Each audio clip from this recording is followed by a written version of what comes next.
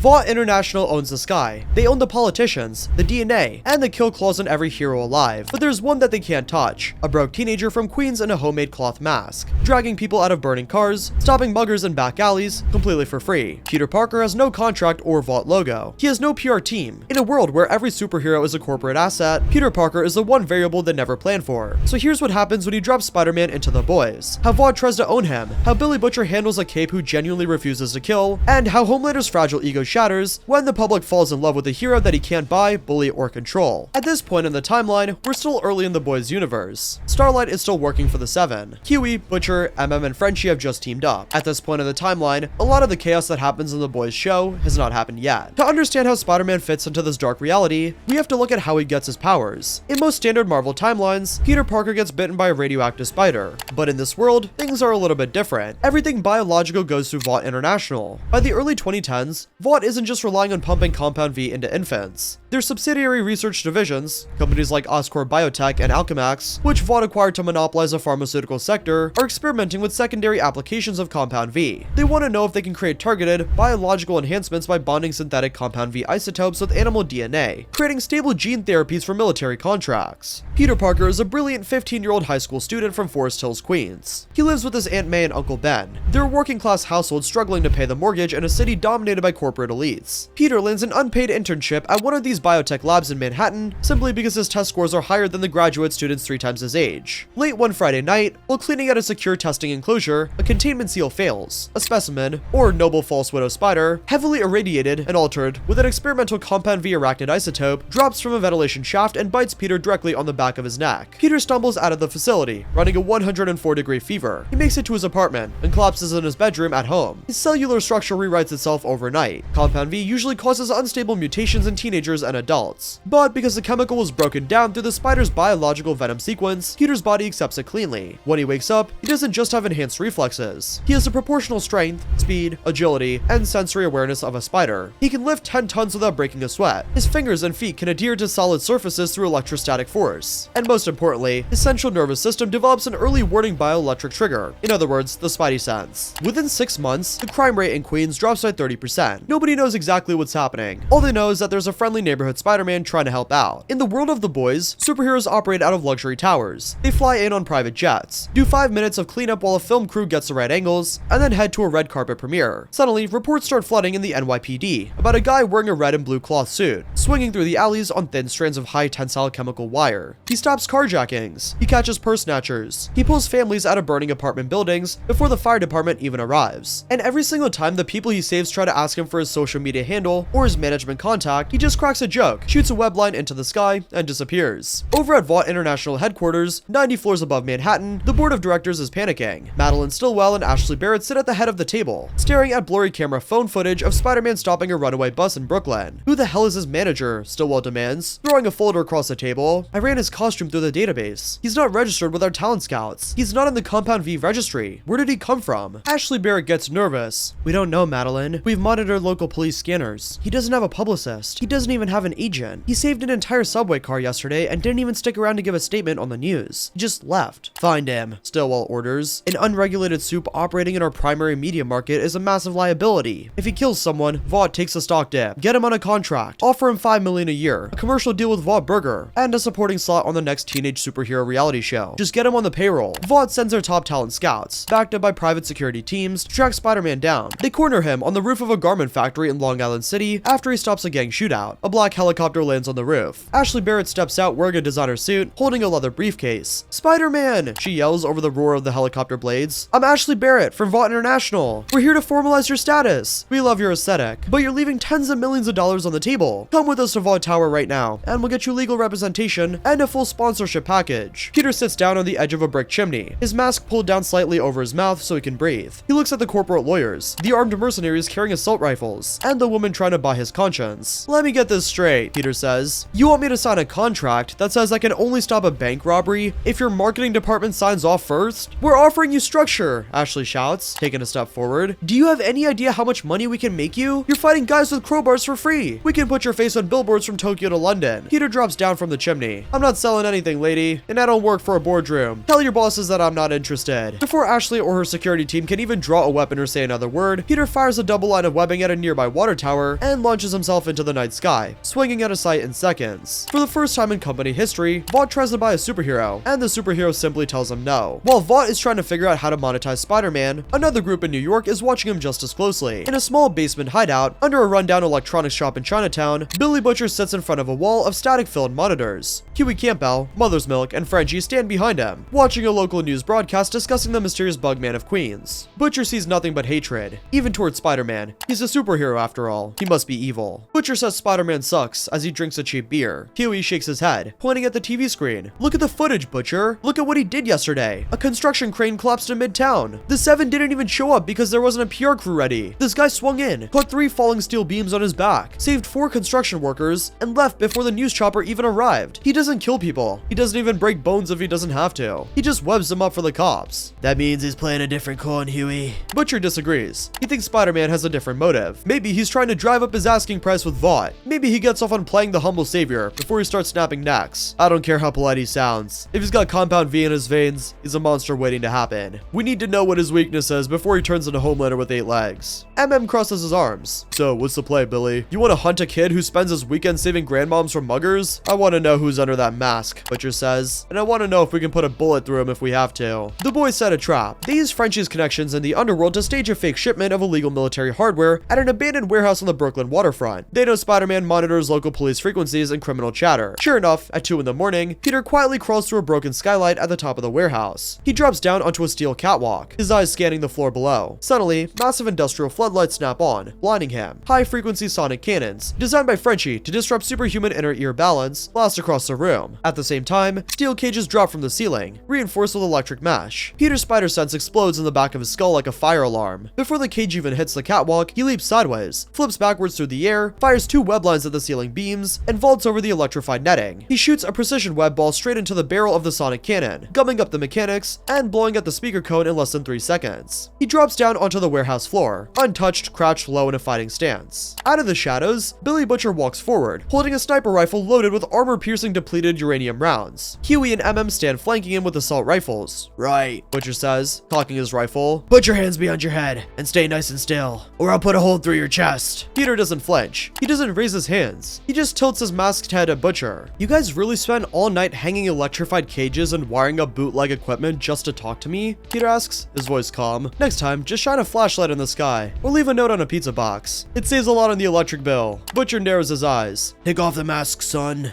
Let's see which corporate lab hatched you. Yeah, that's not gonna happen, Trenchcoat. Now, I can tell by the heartbeat patterns of the guy shaking next to you. Peter gestures towards Huey that you guys aren't regular hitmen. You don't smell like Vought security, so who are you? We're the blokes who keep capes like you from getting out of hand, Butcher growls. He squeezes the trigger just a fraction of an inch to test the kid's nerves. Before Butcher's finger can fully depress the mechanism, Peter moves. To Huey and MM, it looks like teleportation. Peter steps inside the trajectory of the rifle barrel, shoots 2 rapid strands of web fluid that yank the guns right out of MM and Huey's hands, and taps the underside of Butcher's sniper rifle, sending the barrel pointing towards the ceiling just as the round goes off, blowing a hole through the tin roof. Before Butcher can pull his combat knife, Peter webs his wrist to the concrete support pillars behind him. Within 4 seconds, all 3 members of the boys are disarmed and pinned to the pillars by synthetic webbing. Peter stands 3 feet in front of Butcher, tossing Butcher's combat knife casually between his hands before dropping it onto a crate. Look, Peter says, his tone turning serious, I don't know who hurt you guys. Actually, looking around the city, I have a pretty good idea of who hurt you. Vaught's a nightmare. The 7 are dangerous, I get it, but I'm not them. Huey struggles against the webbing, looking at Peter in shock. You didn't break our arms. Why would I break your arms? Peter asks, genuinely confused. You're just a bunch of guys scared out of your minds trying to fight bullies with guns. I don't hit people unless I have to, and I definitely don't kill people. Butcher stares into the white mesh eyes of Peter's mask. He spent years hunting down superheroes. He knows the look of a sociopath holding back their strength, but looking at Spider-Man, listening to the cadence of his voice, observing how carefully he controlled his strength so he didn't snap their collarbones during the scuffle, Butcher realizes something deeply unsettling. This kid isn't faking it. He isn't a corporate psychopath. He's just a decent kid trying to help people in a world that eats decent people alive. You're an idiot, you know that? Butcher says. If Homelander catches you out on his turf showing him up, he'll rip you in half just for the fun of it. Peter walks over to the window, looking out over the skyline of Manhattan across the river. Let them try, Peter quietly says. Somebody has to show people that power isn't everything. He shoots a web out the window and launches himself into the dark. 10 minutes later, the synthetic fluid dissolves, dropping Butcher, Huey, and MM to the warehouse floor unharmed. Huey rubs his wrists, looking at Butcher. So, are we still gonna kill him? Butcher stands up, brushing the dirt off his coat. He stares at the broken window for a long time before muttering under his breath. No, Butcher says.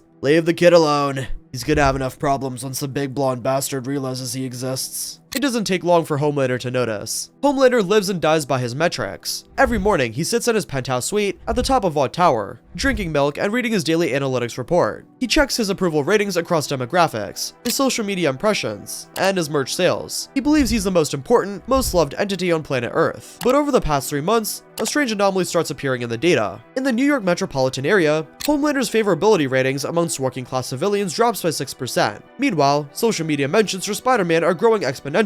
There's no corporate ad campaigns driving it. People are posting cell phone videos of Spider-Man retrieving stolen bicycles, helping elderly women cross icy streets, and sitting on rooftops eating sandwiches while talking to local street kids. When Vought conducts a focus group asking New Yorkers who they feel safest around during a crisis, 70% of respondents name Spider-Man, only 22% name Homelander. Homelander sits in Vaught's executive boardroom. He looks furious. Ashley Barrett stands trembling at the end of the room. Homelander whispers, "Why are the people in my city talking about a filthy rodent in a Halloween mask? It's just a demographic fad. He appeals to the anti-corporate youth subculture. We've already instructed Vought news networks to run stories linking him to property damage and vigilante recklessness. Cameron Coleman is doing a full segment tonight, calling him a threat to national security." "I don't care what Cameron Coleman says!" Homelander suddenly screams, slamming his fist onto the table and shattering the glass into 1,000 pieces. "He's making me look incompetent! Yesterday, a building caught fire in Harlem. By the time Maeve and I flew over there for the photo op, he had already carried 12 people out of the windows. The crowd wasn't cheering for us, Ashley. They were chanting his name." Homelander lands on the carpet. His face gets cold. "I'll handle this myself," Homelander says. "Let's see how friendly this neighborhood hero is when he's bleeding out on the pavement." 2 days later, Peter's sitting on the Chrysler building, watching the afternoon traffic move below. Suddenly, his spider sense flares up with a violence he has never felt before. It doesn't feel like a punch coming towards his face. It feels like a nuclear bomb detonating right behind his skull. Peter instinctively drops flat against a stone ledge, just as twin beams of superheated red heat vision slice through the air exactly where his head was a millisecond earlier, melting the top of the building into molten slag. Peter flips backwards and sticks to the vertical side of the building, looking up. Homelander floats 10 feet away in midair, his arms crossed over his chest, with his blue eyes staring down with absolute disdain. "You're fast," Homelander says. "I'll give you that. Most capes don't even realize I'm looking at them before their heads pop off." Peter crawls up on the flat floor, standing on his own 2 feet. He looks at the suit, the golden eagle pauldrons, and the cold, dead eyes of America's greatest hero. "Homelander," Peter says. "Gotta admit, the cape looks great in person, but firing laser beams at a guy's head while he's eating a ham sandwich is a little unprofessional, don't you think?" Homelander slowly descends. He walks towards Peter, exuding an overwhelming aura of physical intimidation. Normal people freeze around Homelander. Even seasoned members of the Seven lower their eyes and stop breathing when he walks into the room. Peter doesn't lower his eyes. He shifts his weight, keeping his posture relaxed. "Do you know who I am?" Homelander asks, stopping 4 feet away. "I am the savior of this country! I am the man holding the sky up so people like you don't get crushed. And you come into my city, wearing a cheap rag over your face, stealing my spotlight?" "Your spotlight? People are getting robbed on the subway, Homelander. Kids are falling out of windows while your corporate camera crew sets up. If doing the right thing means stepping into your spotlight, then maybe you should spend less time posing for magazine covers and more time actually helping people." Homelander's jaw clenches. A vein throbs on the side of his forehead. He isn't used to anyone talking back to him like this. He isn't used to people looking at him without fear. He listens closely with his super hearing, focusing directly on Peter's chest. Normally, when Homelander confronts someone, their heart rate spikes to 160 beats per minute. They sweat. Their blood pressure skyrockets. Peter's heart rate is steady, 65 beats per minute. He isn't terrified of Homelander. He's just disappointed by him. That lack of fear drives Homelander insane. "I'm going to tear your arms off," Homelander whispers. "And then I'm going to drop what's left of you into Times Square, so everyone knows what happens when a bug tries to fight me." Homelander lunges forward at Mach 2. His hand aims straight at Peter's throat. To anyone watching from the ground, the fight on the Chrysler building looks like a blur of red, blue, and gold. Homelander expects the fight to be over in 1 second. He expects his fingers to crush Peter's windpipe, but as his hand thrusts forward, Peter's body does a twist. He bends backward at a 90-degree angle, letting Homelander's arm whiz past his nose, and plants his hands on the concrete, launching both feet straight up into Homelander's jaw. The kick lands with the force of a wrecking ball. Because Peter possesses the proportional strength of a spider, he hits far harder than Starlight, Deep, or even Black Noir. The kinetic force snaps Homelander's head back, and sends him stumbling 2 steps across the roof. Homelander touches his jaw in shock. He didn't bleed, but he felt it. He actually felt pain. "You actually hit me," Homelander snarls. He unleashes a wide, sweeping blast of heat vision across the rooftop. Peter doesn't try to block it. His spider sense maps out the trajectory of the lasers a split second before Homelander's muscles contract. Peter leaps into the air, shoots a web line directly onto Homelander, and uses the leverage to slingshot himself over Homelander's head, landing squarely on his back. Before Homelander can reach over his shoulders, Peter shoots 2 thick pressurized web canisters directly over Homelander's eyes, blinding him. Homelander screams, firing his heat vision blindly into the sky as he claws at the webbing on his face. The superheated lasers burn through the webbing immediately,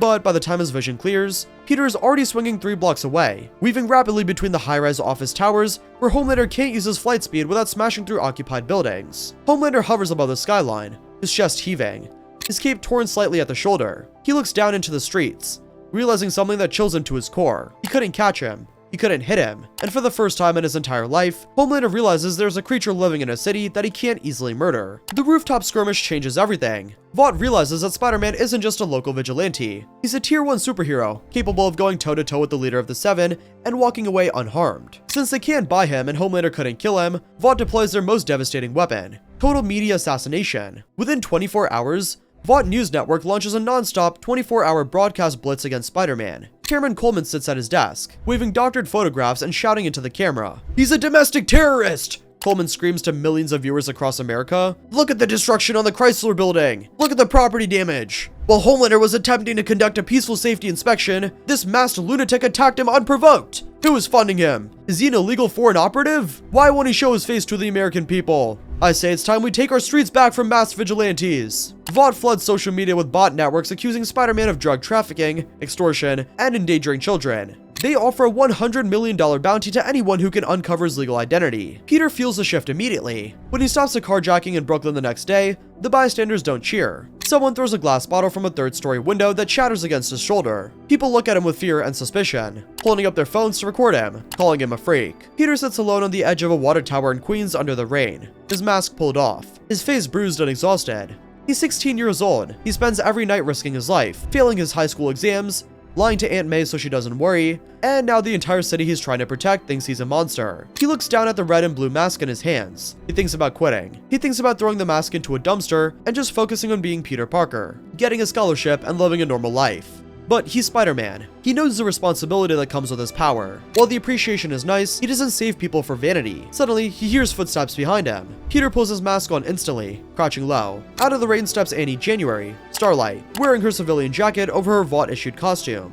"Relax," Annie says softly, holding her hands up. "I'm not here to fight you. And I didn't tell Homelander or Vought where you were." Peter slowly stands up, keeping his distance. "Starlight, shouldn't you be at a press conference telling everyone how I eat babies for breakfast?" Annie walks over to the edge of the roof, looking out over the rainy city. Since joining the Seven, her spirit has been systematically crushed by sexual coercion, corporate cynicism, and the realization that our childhood heroes are sociopathic monsters. "I saw the footage of the Chrysler building, not the edited garbage Vought put out on VNN. I saw the raw satellite feed from the security rooms. You didn't attack him, you defended yourself, and you held back." She turns to look at Peter. "Why are you doing this? You don't get paid. Everyone on TV is dragging your name through the mud, and you're still out here, stopping muggings in the rain." Peter looks at her. He sees the exact same pain in her eyes that he sees in Billy Butcher's. But unlike Butcher, Annie hasn't given up on her heroism yet. She's just drowning in Vaught's filth. He gestures out towards the city. These people out there, they're being lied to by Vought. They're terrified. But if people like us, people who actually have the power to help, stop fighting just because it gets hard or because people say mean things on the news, then Vought wins. Homelander wins, and regular people die. I don't do this for applause, Starlight. I do it because if I don't, who will? Tears well up in Annie's face. For the first time since she boarded the plane to join the Seven in New York, she feels a real spark of hope. She looks at Spider-Man and realizes that genuine heroism isn't dead.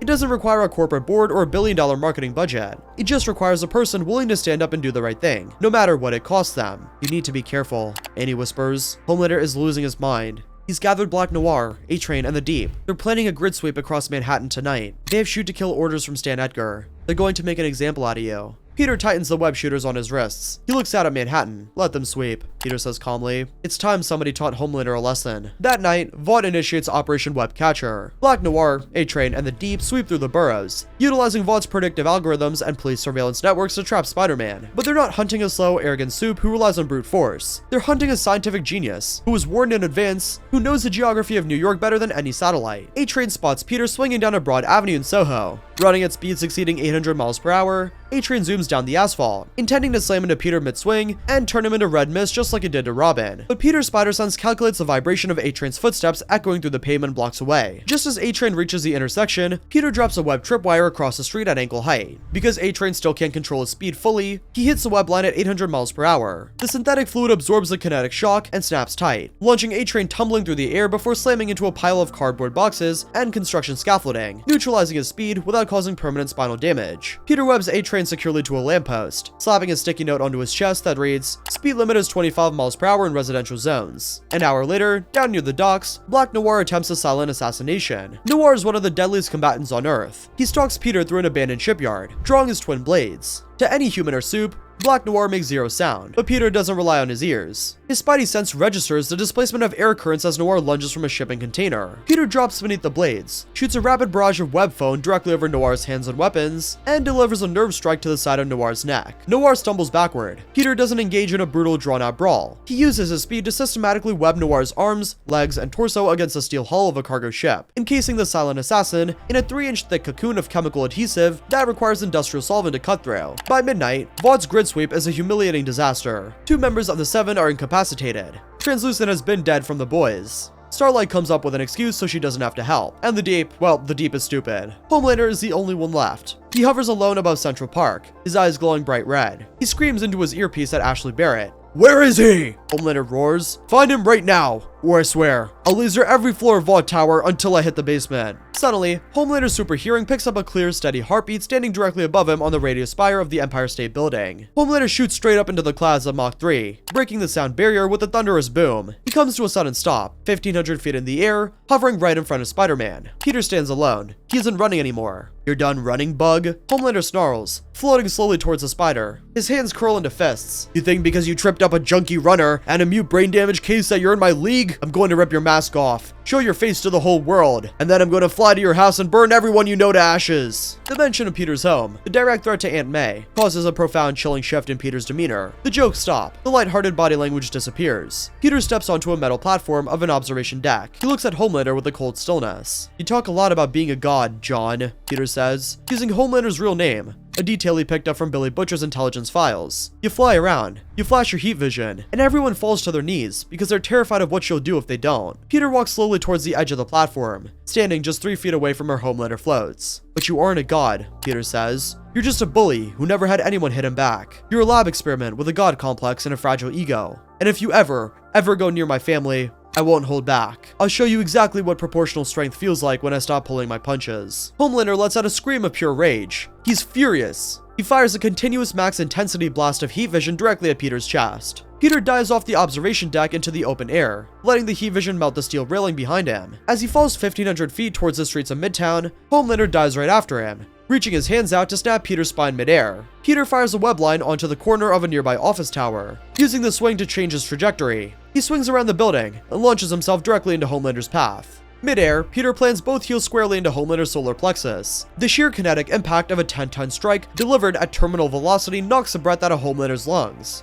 Both men crash through the glass of a building. Homelander recovers first, swinging a wild backhand that would decapitate a normal human. Peter ducks underneath the strike, shoots 2 anchored webs, and uses his entire body as a slingshot to dive his fist directly into the bridge of Homelander's nose. Crack. Homelander stumbles backwards across the marble floor, blood pouring from his nostrils. It's the first time in his entire life that his facial bones have suffered structural damage. He touches the red blood on his upper lip, looking at his stained fingers in horror. "My blood," Homelander whispers, his voice shaking. You made me bleed." "That's physics, John," Peter says. Standing 5 yards away, his suit torn across the ribs, breathing heavily, Homelander loses whatever remaining shred of sanity he possessed. He stops fighting with technique and goes psychotic berserker. He unleashes heat vision across the entire pavilion, slicing concrete support pillars in half, setting stores on fire, and bringing the ceiling collapsing down around them. Peter doesn't run away. He moves through the collapsing rubble like a dancer, using his webbing to catch falling concrete slabs and toss them out of the path of trapped security guards and civilians who were hiding in the building. While Homelander destroys everything in his path just to kill one teenager, Spider-Man spends every ounce of his energy protecting the innocent people caught in the crossfire.